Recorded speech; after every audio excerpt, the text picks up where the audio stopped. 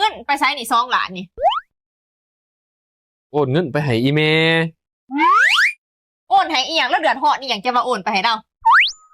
โอนให้เล่าบุญปีใหม่แล้วสมบัติสมมาค่าน้ำจูน้ำนุ่มแล้วเลี้ยงข่อยมาเด้ค่าขอกินนุ่มเล่าหั่นเด้เออ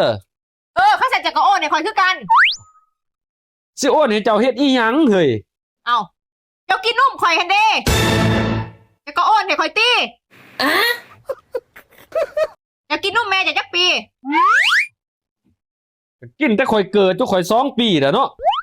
อันไหนจักปี2 ปี2 ปีจะกินนุ่มข่อยจักปีแล้วจะเอากับข่อยมานี่จะกินนุ่มข่อยจักปี7-8 ปี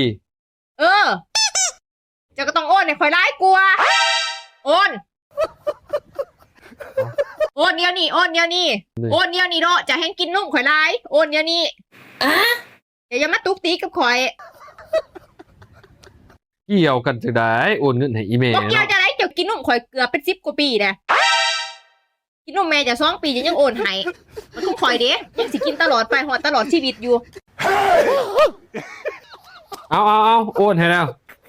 ไม่อย่าให้ข่อยหายได้อย่าเก่งได้